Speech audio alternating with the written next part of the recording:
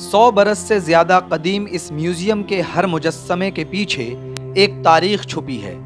इस म्यूज़ियम में हज़रत ईसा अलैहिस्सलाम के वक्त से पहले के मुजस्समे मौजूद हैं। इसके बावजूद यहाँ सय्याहों की भीड़ ना के बराबर होती है।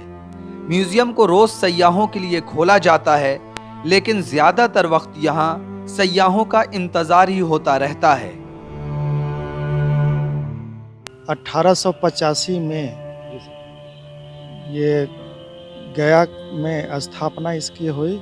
उसका नामकरण हुआ था केंद्रीय पब्लिक लाइब्रेरी।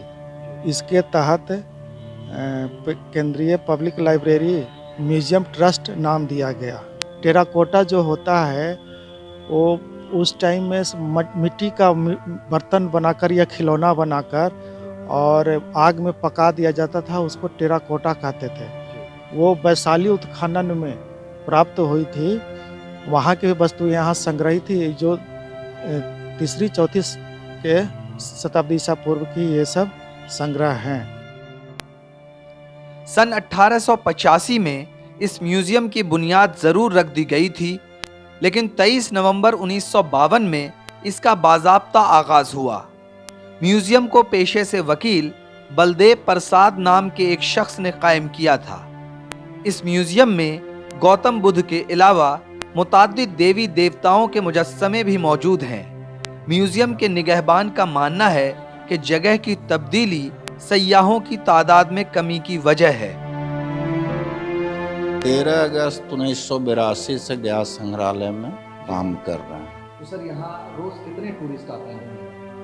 ये किरानी घाट में जब संग्रहालय था तो वहाँ नित्य प्रति कम से कम 1000 आदमी आते थे, लेकिन जब यहाँ आया है तो यहाँ दर्शकों की संख्या नगण्य हो गई है। म्यूज़ियम में सय्याहों का नहीं होना खुद सय्याहों को भी नागवार गुजरता है। इस म्यूज़ियम में सय्याहों की बहुत कमी है, तो इस ताल्लुक से क्या आपको कहना है? बहुत अफसोस की बात है। म्यूज़ियम है, पुरानी चीज़ें यहाँ देखने के लिए सय्याह होना चाहिए। अफसोस लगा देख करके कि यहाँ आदमी के नाम पर कोई नहीं है, बिल्कुल इक्का दुक्का आदमी है।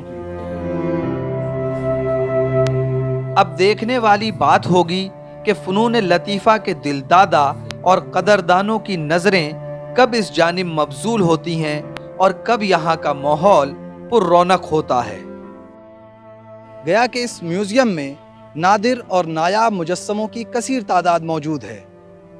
ये म्यूज़ियम सुबह 10:30 बजे से शाम 4:30 बजे तक सय्याहों की आमद का इंतज़ार करता है, लेकिन अफसोसनाक पहलू ये है कि इस म्यूज़ियम में सय्याह ना के बराबर आते हैं।